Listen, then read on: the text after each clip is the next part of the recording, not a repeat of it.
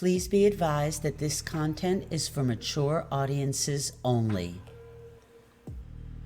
David Berkowitz created a life in his head where he was the center of the universe. When darkness took over, his fantasy life bled into his reality. Only now he was filled with desires of revenge aimed at women and ultimately at God. He says he hated God, but also feared him. In my opinion, he admired God's almighty power and in some sick way was competing. Berkowitz hated that God was always watching him. God can take a life indiscriminately, and so would he.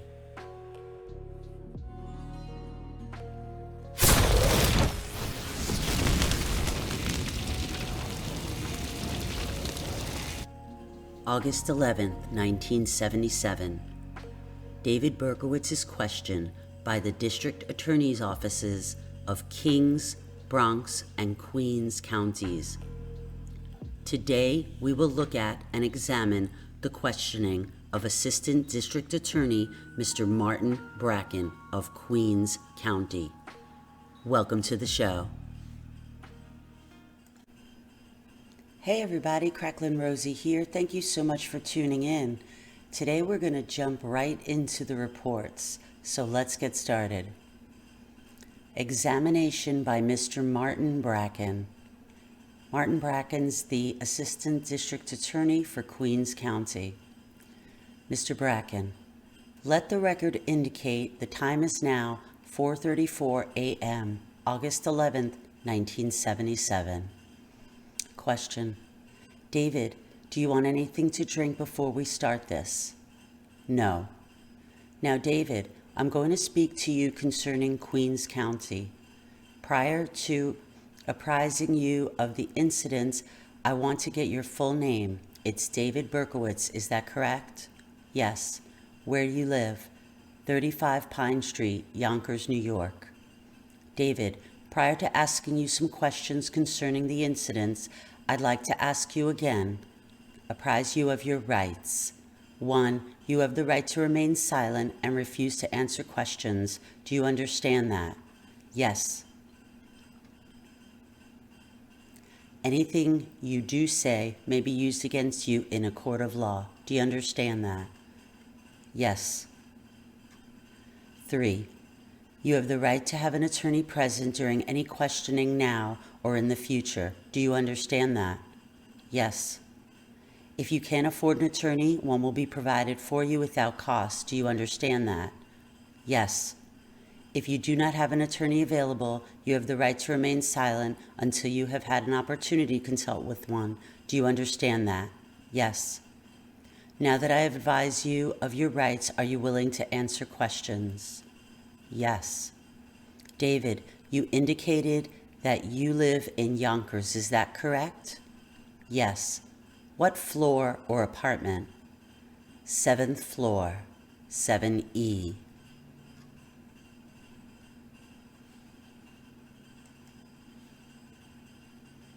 Do you live by yourself? Yes. Any relatives live in the apartment house? No. Do you have any living relatives? A sister in Queens, and my mother lives in Florida. Prior to 1976, had you had any experience with small arms at all? Yes, in the service. What type? M16 and a .45 caliber automatic pistol. During basic training? Yes. Did you use them in Korea? Yes, during practice. You had occasion to fire them during test practices? Yes. Now, you also indicated that you worked as a taxi driver. Is that correct? Yes. When? Prior to the service or after it? After the service for about 2.5 months, Co-op City taxi service in the Bronx. And did you have occasion to go through the various counties of the city with it? I didn't go to Manhattan. I think I made 2 trips to Queens. Did you have a familiarity with Queens prior to last year? No. Now, David, I want to speak to you first about an incident that occurred in the Flushing area in Queens County. Are you familiar with this particular incident? Yes, I am. Was that before or after the shooting in the Bronx? After. After? Yes. And more specifically, 159th Street and 33rd Avenue is Flushing, Queens? Yes. On October 23rd, 1976? Yes. As Mr. Quinn indicated when you spoke to him, if there's anything that I say to you that is not correct, you tell me, okay? Yes. Now tell me what time this incident occurred. 2 or 2:30 a.m. And where did you come from to get there? I was just driving around. In what type of car? A '70 Ford Galaxy. What color? Yellow car, black roof. Now, when you were driving around, tell us what you did that night. I just drove around. Before that, I don't remember nothing significant happening. I drove up the street and saw them in the car. Who? That would be Mr. Gennaro and Miss Keenan. Now, at that time, did you know their names? No. When you first saw them, were you behind them or in front of them? Behind. At this particular time, did you know whether it was 2 girls or men or what? I thought it was a girl and a man. And where were they sitting in the car? I don't know. I just saw. It was dark. I saw figures in the car. How did you approach the car? I pulled around the corner and parked my car and got out and just walked up behind the car. And which side of the car did you approach? The passenger side. And tell us what you did. I pulled out the .44 and opened fire. How many shots did you fire? 5. And how many hands did you use? 1 hand. And can you tell us what position you took at the time? I stood up, upright, and I just emptied the gun into the car. Now, was the window into what you fired the gun open or closed? All the windows were closed. Did the glass break when you fired into the car? Yes. Did you later learn that you hit someone? Yes. Do you recall the make, model, or the color of the car? A red Volkswagen. And how long were you at that location? Just a couple of minutes, as long as it takes to park the car, shoot the people, and leave. So I'm going to pause for a moment. Berkowitz does say here that it was a red Volkswagen. We know that it was a blue Volkswagen. Carl Gennaro has confirmed that. Police reports have confirmed that. Whether it was dark and the red color of the red model of the Volkswagen was dark and could have been mistaken for blue, I don't know. So I'm not going to go there. I just thought it was important to make that point. And what kind of a gun did you use? Oh, I'm sorry, let me jump back. And how long were you at that location? Just a couple of minutes, as long as it takes to park the car, shoot the people, and leave. Douche. And what kind of gun did you use? .44. Where did you get that weapon? In Houston, Texas. And when did you buy it in Houston, Texas? June or May of 1976. And did you go down there? Yes. By car or airplane? Car. And you used the same car that you just described for us? Yes. Did you also purchase any ammunition? Yes. What type? .44 revolver ammunition. How many rounds did you purchase? 100. And the weapon was what type? Charter Arms .44 Bulldog. And when you went to that area in Queens on October 23rd, 1976, did you know either of the people? No. And what was your intent in going there? To kill them. Did you intend to kill both the passenger and the driver? Just the woman. I thought she was in the front seat passenger side. It was very dark. Can you describe the hair of the people in the car? It was like blondish. That was on the passenger side? Yes. Now, what type of clothing were you wearing on that particular day? Do you recall? A pair of dungarees. Do you recall what the weather conditions were? It was cool out, clear. And after you fired the shots, do you recall where you went? I went to the car, drove off, Northern Boulevard. What bridge did you use to get back to Yonkers? Whitestone or Throgs Neck? Now, did you go east or west? West. Towards the Whitestone area? Yes. And was that the route that you had taken down there? No, I don't remember what route I took down there. When you came to Queens County, do you normally take one bridge?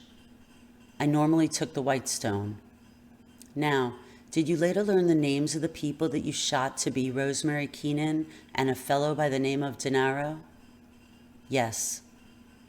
Now, this incident followed the shooting in the Bronx. Yes. Now, subsequently, I want to talk to you about an incident that occurred in Belrose on November 27th, 1976. But first, I want to ask you, prior to that incident in Queens County in Flushing, had you ever been in Queens County firing a gun? No. That was the first time? Yes. Now, on November 27th, 1976, in the vicinity of 8321 262nd Street, do you recall that? Yes. Do you recall firing a weapon at that time? Yes. What weapon? .44. Who did you fire at? 2 girls. And where were they seated? They were standing by the porch of one of the girls' home. By their house? Yes. Was it 1 or 2 family house? A small house. I parked the car around the corner, and after the shooting, I ran to the car and drove off. Did you walk up the location where they were seated? Yes. Can you describe the girls for us? Yes. One girl, Donna DeMasi, was on the bottom portion, green maxi coat and calf boots, long black hair. The other girl was on the top by the door, and she had a white furry coat, pair of black jeans or something, and she had blonde hair. Now, David, when you walked up to them, where was the gun? In my pocket. In your front or back pocket? Front. Do you recall what you were wearing that night? No. Do you recall the weather conditions that night? A bit chilly, clear. And could you describe what happened when you came up to the 2 girls? I walked up and I was going to shoot them. I tried to be calm about it and not scare them, but they were frightened of me and started to move away. And I asked them, I didn't know what to say to calm them down, so I said, I was looking for an address. I'm looking for a certain address or something like that. And at the time, I was a few feet from them, and I pulled out the gun and opened fire. Did they say anything to you prior to the shooting? No. What position were you in when you fired? I was at about maybe 8 or 9 feet from the steps or something.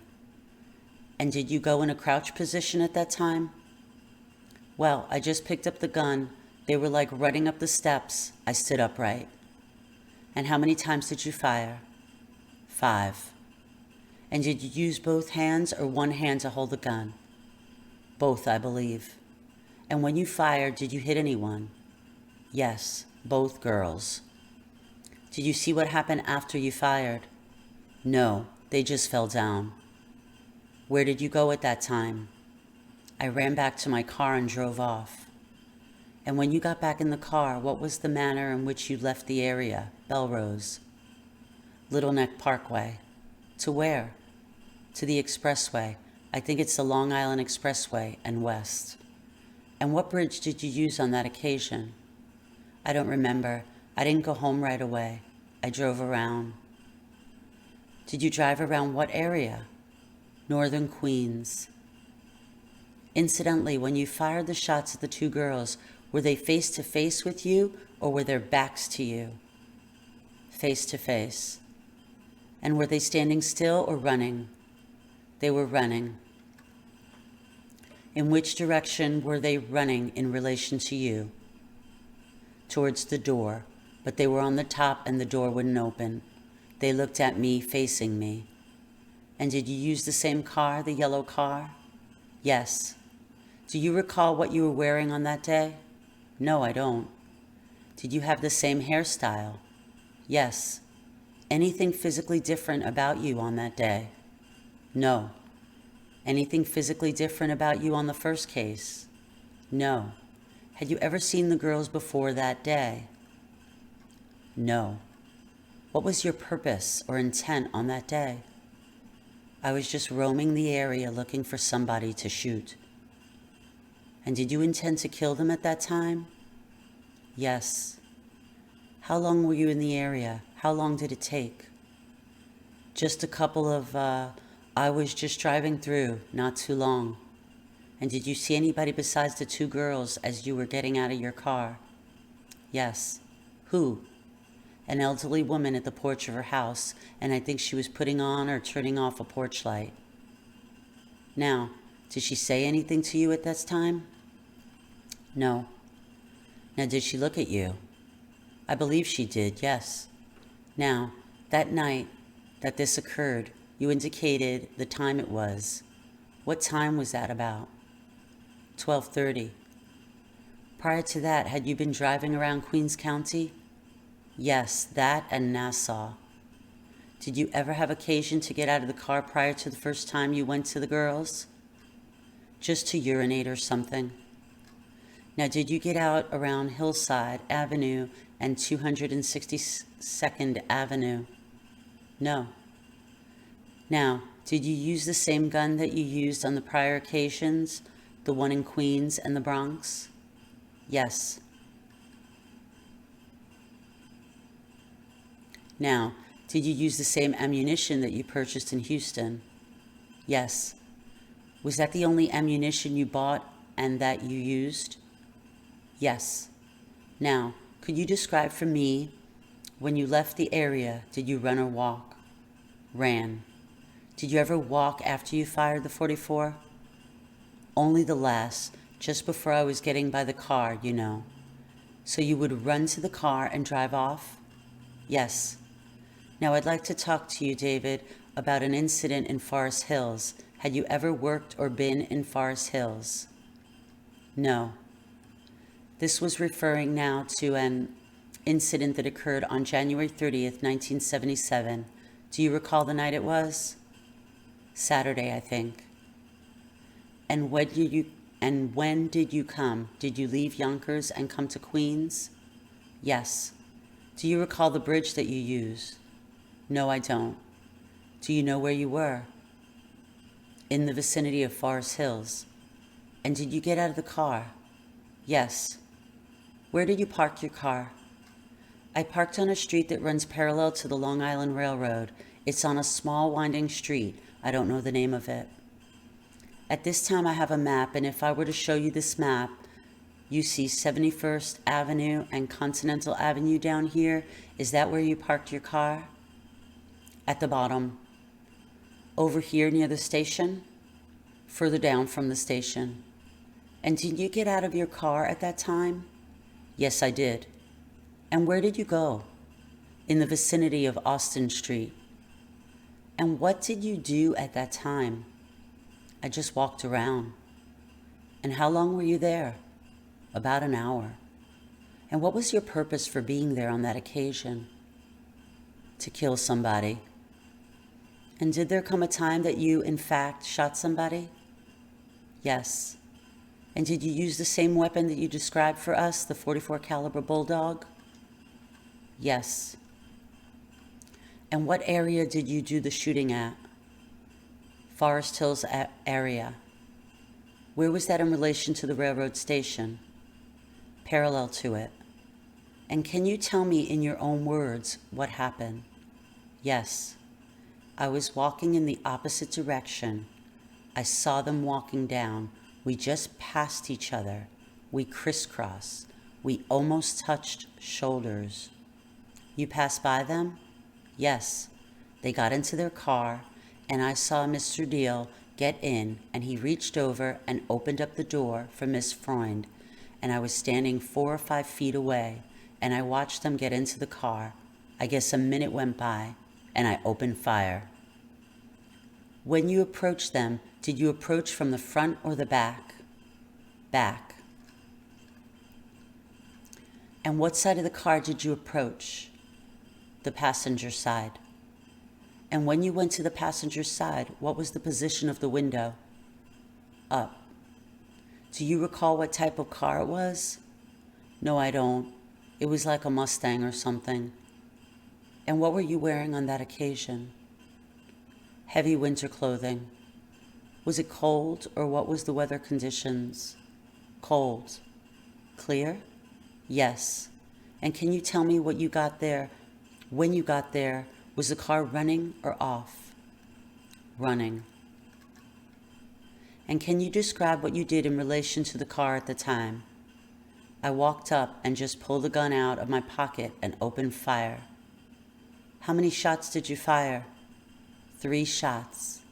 And did you hit anyone at that time? Yes, I hit Miss Freund. Where was she in the car? Passenger side. And what was your plan or intent at that time? Just to kill her. Did you have any intentions toward the driver of the car? No. How many bullets were in the weapon at that time? 5. Is there any reason why you only fired 3 at that time? I only had 1 person to shoot. Do you know which shot her? No. Did anything happen with respect to the window of the car? It shattered. Do you recall what your position was to the car, crouching or what? Crouched slightly, to look into the car. How many hands did you hold the weapon with? 2. Could you describe the position just prior to the shooting of Christine Freund and Mr. Deal? My position? Their position. I believe they embraced for a while and she sat back. And had you known these people prior to this night? No. After you fired the shots, what did you do? I ran to my car. And where was your car in relation to the Deal's car at that time? It was quite far, quite a long run. I don't remember the exact streets. I just ran past the Long Island Railroad. Did you see what happened to Deal's car at that time? I think the car horn was blowing a little bit, and I heard him get out. He said something, but by that time I was pretty far away. Did you see anybody in the area of that automobile? Just before. Where was that? Just moments before they walked by. Did you know either John Deal or Christine Freund before that night? No. Did you know their names? No. You went there indiscriminately to pick out anyone? Yes. And was your intent to kill Christine Freund or anyone in the car that night? Yes. In relation to the car where Deal and Freund were sitting, where did you first see them when you crisscrossed or almost touched shoulders? 71st and Continental. And they were walking towards their car? Yes. And you were where at that time? I was coming from walking parallel to the railroad. I see. So they went diagonal past you? Would that be correct? Yes. And where was your car parked in relation to the railroad? You have those winding streets. It was in there. Are you familiar with that area, Forest Hills Gardens? I passed there a few times. Had you been there previous to that time? Yes. When? I don't remember. Now, was it your intent to shoot Christine Freund? Yes.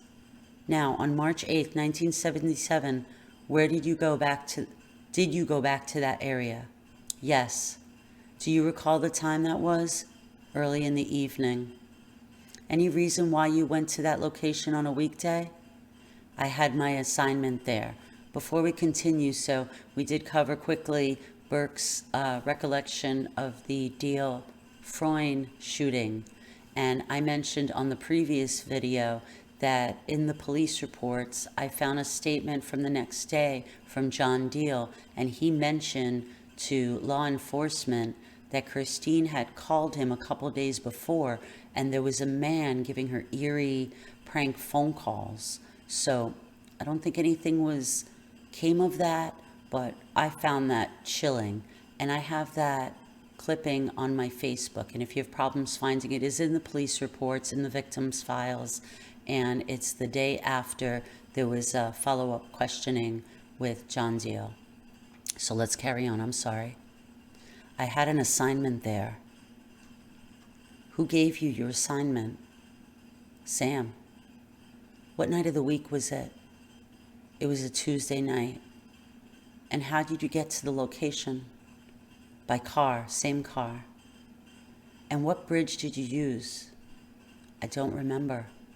And how did you get into the Forest Hills area? What road did you use? Queens Boulevard, and I turned off on one of the side streets. Where did you park that car that night? Adjacent to the Long Island Railroad, by the tennis courts there. Was there any meter parking there? Just regular private parking. And can you describe incidentally what time it was? 7 or 7:30. What happened that night when you were in the area? Just walked around all night. How long were you walking around? Maybe around an hour and a half. And then what happened? I saw Miss Voskerichian and I had to shoot her. She was coming up. We were walking in opposite directions. And what side of the street was she on? The side by the apartment buildings. And were you on the same side or the opposite side? Same side. And when you saw her, what did you do? I pulled out the gun from my pocket and fired one shot into her face. And then what did you do after that? I turned around and ran towards my car. Do you recall what she looked like? Vaguely. Could you tell us, please? She had a long, pretty face. There was a shadow effect. Long, wavy hair. Had you ever seen her before? No. And this was similar to the other incidents? You picked her out at random? Yes. Is there any other reason? Sam told me to pick her. Now in relation, again, showing you this map, you see where the tennis courts are at the top. Where were you parked in relation to the tennis courts? Adjacent to the tennis courts, the same street as the railroad. So notice anytime he starts talking about the Sam bullshit, the cops just, the DA changes the question. They don't entertain it. At least not here. They just kind of keep pushing forward. Do you see Dartmouth Street? Is that where you saw Miss Voskerichian? Yes, towards the tennis courts.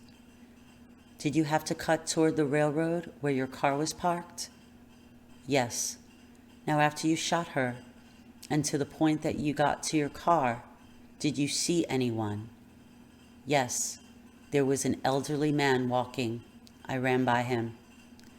Did you happen to see anyone jogging in the area? No, I did not. Now can you describe the elderly man that you saw on that night? I don't remember his face, just his dark clothing. I think he was wearing a hat. So of course this is Mr. Barlow. And Mr. Barlow saw him, so that places Berkowitz at this scene. And where was he in relation to Dartmouth Street, or was he closer to your car? Dartmouth Street was the street near the tennis courts. Did anyone say anything at that time? I said something to him. What did you say? I said, "Hi, mister." He's such an idiot. And do you recall what, if any, type of hat he had on? Can you describe the hat? Just a hat, a dress hat, I think. And what were you wearing on that occasion? I think my ski jacket, dungarees. Were you wearing a hat? A watch cap. And what type of hat was that? A brown watch cap. And was that in your duffel bag that was taken by the police today? Yes. Do you remember the type of evening it was, the weather condition? Cold. And how did you leave that particular area that night? I just drove off. Do you recall how you drove off? I went down Queens Boulevard pretty far, almost to the end, and after that I went over one of the bridges, Triborough, I don't remember. Is there any reason why you picked Queens? A lot of pretty women there. Is there any reason why the women are prettier in Queens than in any of the other locations? Just seemed that way. Was that the only occasion that you wore a hat? Yes. Was there any reason in this particular incident for why you only fired one shot at that time? That's all I needed. In other words, you knew you hit her. Yes. Was it your plan and intent to kill her on that occasion? Yes. And did you know her before that? No. Can you describe what she was wearing and doing at that time? She was just walking down from school. She had on a long coat and boots. She was carrying her books. How far away from her were you when you fired? About 2 feet. Did she do anything prior to firing your Did she do anything prior to your firing the shot? She screamed slightly, and I believe she tried to raise her books. Towards the direction of the shots? Yes. And do you know where you hit her? Somewhere in the face, I couldn't tell. David, at this time, would you like to take a break? I understand you want to go to the bathroom. Yes. Mr. Bracken, we'll take a break at this time at 5:00 a.m. in the office of the conference room of the Chief of Detectives, New York County 1 Police Plaza. Examination of Mr. Martin Bracken, same appearance. Mr. Bracken, we will reopen the statement. It is now 5:05 a.m. David, I think we left off with the incident, the second incident in Forest Hills, in which I discussed Virginia Voskerichian, and then you had another incident up in the Bronx, and you recall that. Now, do you recall June 26, 1977, over at the Eliphas? Were you ever in that place before? No. And on how many occasions were you in that area? I don't know. When you went down there, was it mostly at night? Yes. Did you scout the area before there, around there? Yes, but there wasn't always someone available. Do you recall what time you got down there that night? What time was the shooting at? You tell me, as to your best recollection. About 3? You were there around 3? Yes. And how long were you there? Around a half hour or so. And then what happened? I was just walking around. And where was your car parked in relation to Northern Boulevard? 2 blocks south of Northern Boulevard. And where was it parked in relation to the Eliphas? About 4 blocks away. And in which direction, which way, west or east? West. So you walked up towards Northern Boulevard and you made a right-hand turn toward the Eliphas? Yes. Now, when for the first time did you see the people who were in the car, Judy Placido and Salvatore Lupo? Just before the shooting. You didn't know them prior to the shooting? No. How did you see them get into the car? No, I did not. Where were you when you first saw them? I was coming around the corner south of that. Were you walking in the direction of the car? Yes. Toward Northern Boulevard? Yes. And where their car was parked, were their backs toward you? Their backs to me. And what did you do when you approached the car? I just pulled a gun, walked up to the passenger side of the vehicle, and opened fire. And was the window open? No, it was not. And were you in the same physical condition, hair, facial features? Yes. And what were you wearing at that time? Blue denim jacket and dungarees. And what car did you use? The same car. And that would be the yellow Ford? Yes. Now, do you recall what type of car they were in? A Cadillac, red one. Was it totally red? I think it had a black roof. How many shots did you fire then? 4. And did you hit anyone on that occasion? Miss Placido. And where was she seated? Front seat, passenger side. Now, had you gone down that block prior to the shooting? Yes. And did you see any cars in the area? A bunch of cars. And were any people in the cars? I think so, some. Now, when you came back and fired the shots, did you intend to kill the girl that was in the car? Yes. And did you fire any of the shots at the driver of the car? I know one shot struck him. I didn't intend to kill him. That was a shot that you intended for the girl? Yes. Now, do you remember what position you took? I grasped the gun with 2 hands, crouched down, like so. I was level with them, and I fired. And could you tell us what you did after you fired the gun? I turned around and ran to the car. Now, did you go in the street or on the sidewalk? I crossed the street and stayed on the sidewalk. You crossed over to the other side of the street and stayed on the sidewalk? Yes. And did you make a turn when you got there? Yes. And do you remember whether it was a left or a right? Right. Now, if I were to show you this map where Northern Boulevard is and 43rd, where was the Cadillac parked in relation to 211th? Right on the corner of 211th. On the eastern side of the street or on the western side of the street? Eastern. I'm terrible with east, west. No, I'd be like, that side. So when you ran on turning to go back, you crossed over to the western side of 211th Street and made a right-hand turn to go west? Yes. When you were running, did you have occasion to see either of the occupants of the car? No. And you didn't know their names on that occasion? No. And did you see anyone in the area, either before or after the shooting? I think there was a young black guy walking by. And when you walked by this black guy, was this after or before the incident? Before. And on what street? 211.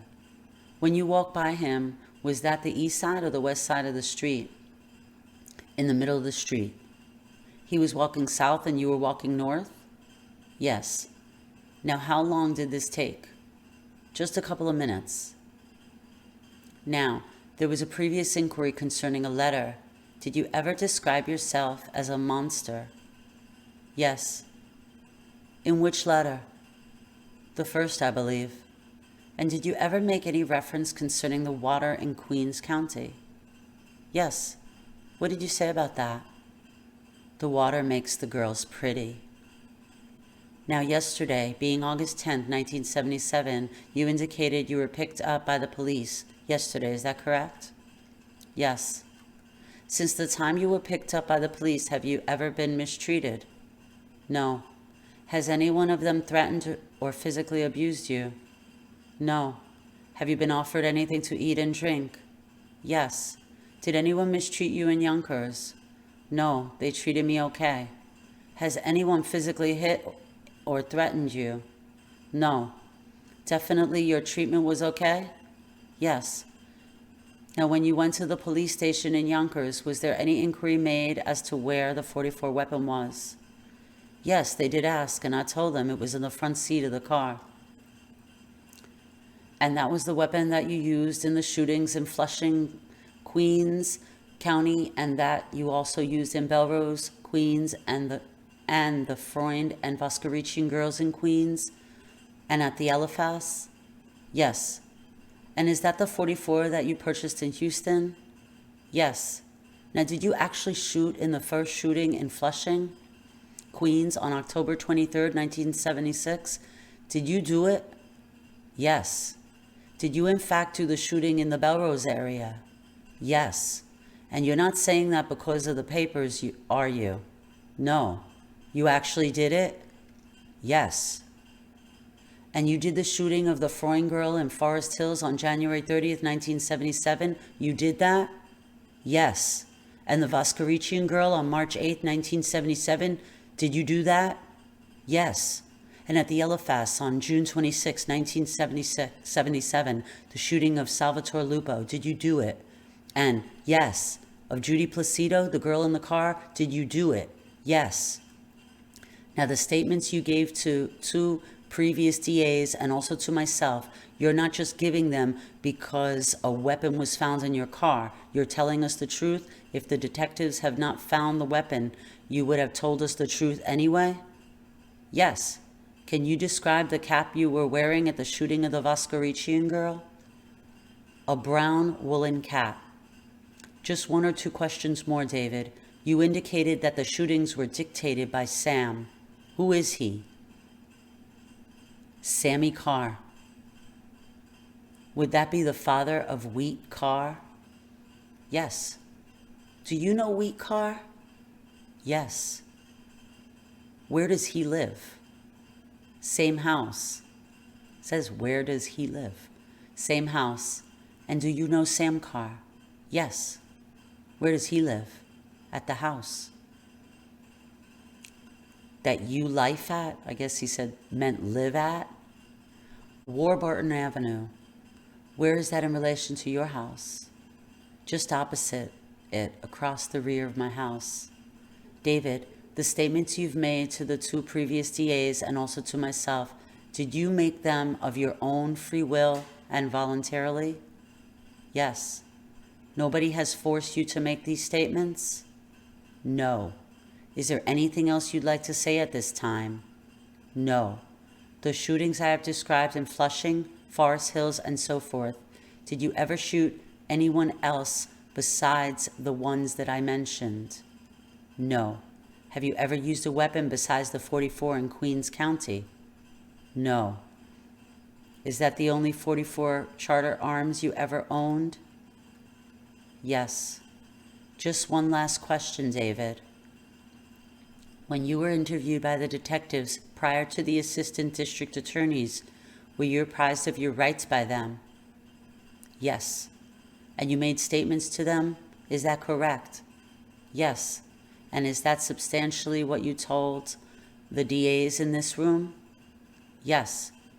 Is there anything that you told the DAs or any detective today or last night, meaning August 10th, 1977, through this morning, that is not true?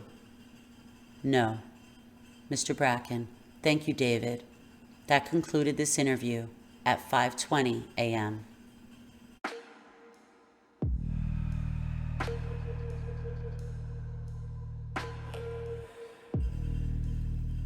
John Deal stated that one day this week, Wednesday or Thursday, Christine did receive a telephone call from an unknown caller who stated, "Are you Christine Freund? Do you live on Linden Street?" She told the caller that she was married to a policeman and she was going to have the call traced. The party then hung up.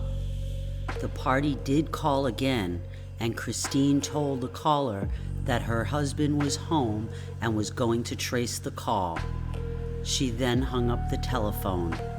This was told to him via the telephone at his place of employment. Christine called him and told him.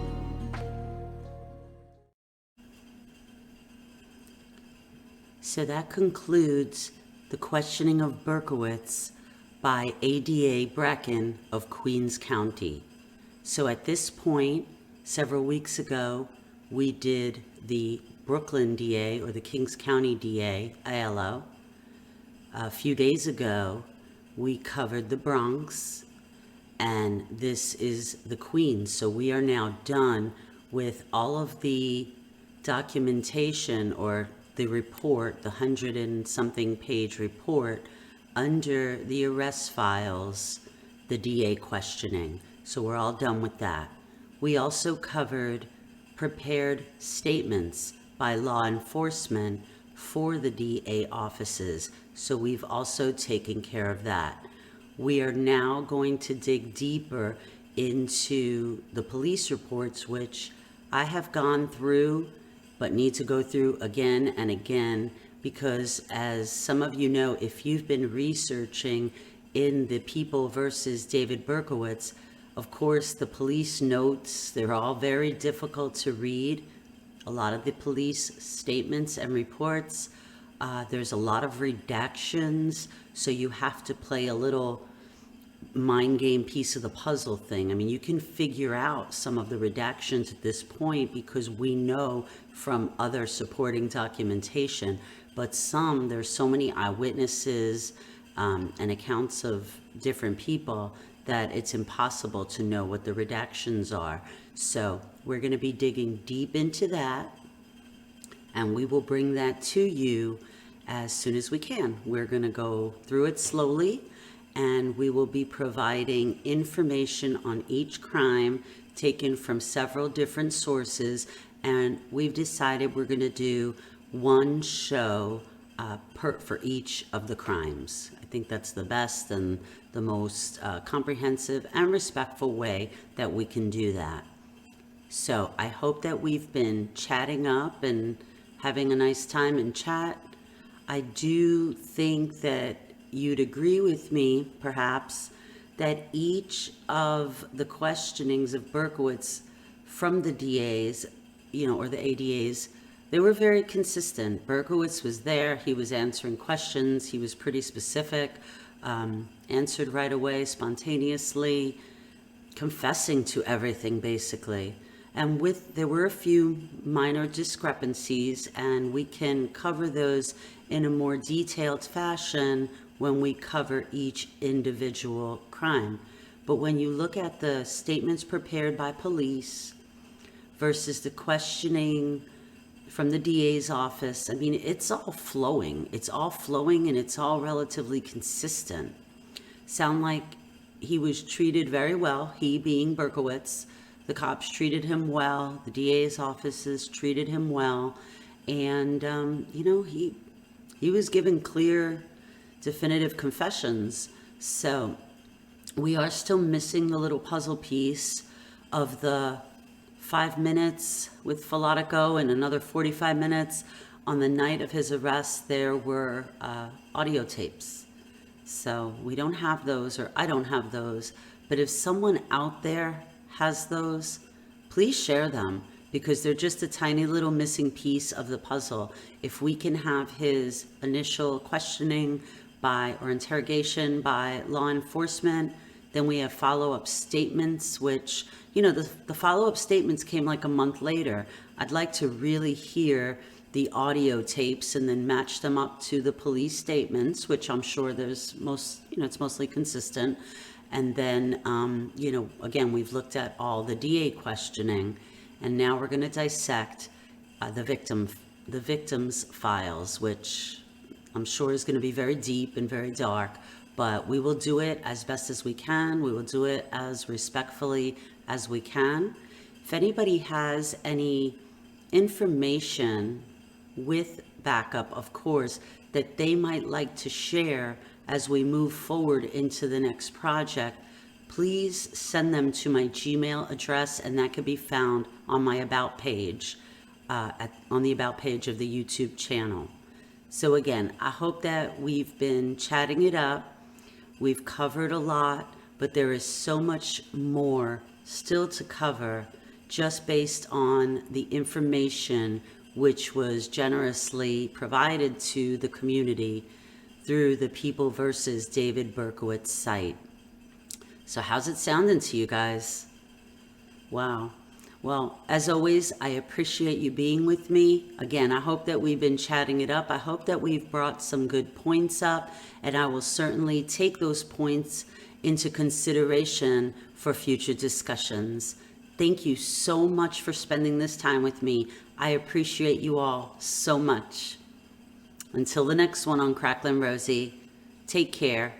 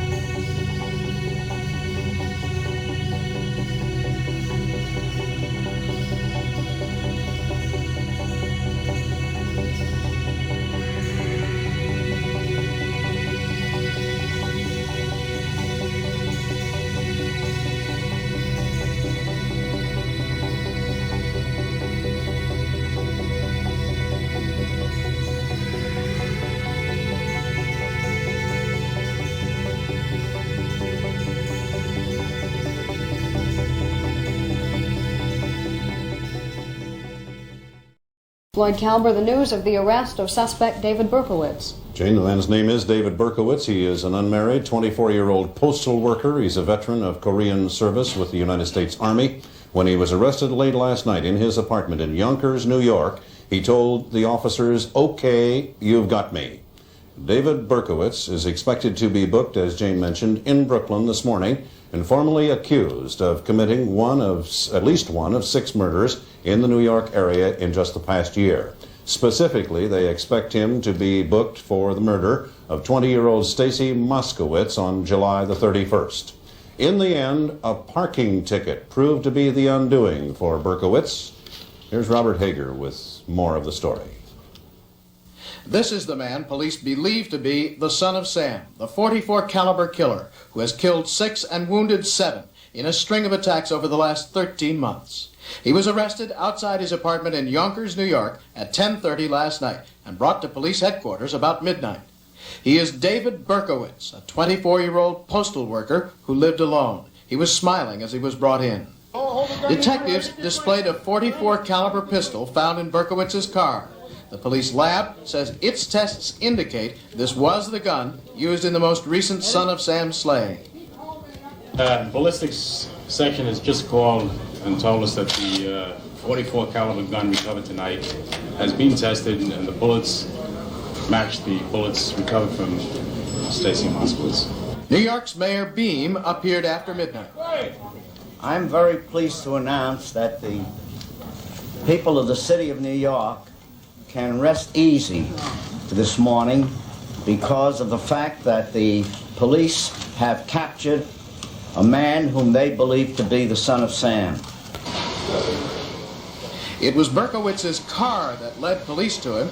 It had been ticketed for being parked by a fire hydrant on the night of the most recent murder, just a few blocks from the murder scene. Routinely following up the ticket, police found the car in Yonkers and noticed a .45 caliber machine gun inside and an envelope addressed in the killer's style of handwriting. He was apprehended. He was advised of his rights. And he resisted. Advised that he was under arrest. Advised of his rights. No, he was resigned to what appeared to be his fate. Did he make any admissions? He made a statement along. Well, you got me.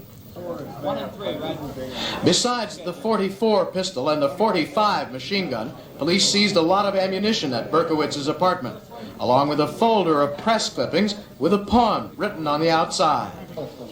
The suspect doesn't bear much resemblance to any of the recent artist conceptions used by police, but one sketch drawn over a year ago does bear some resemblance to this Polaroid picture taken of the suspect on this night of his arrest. Robert Hager, NBC News, New York.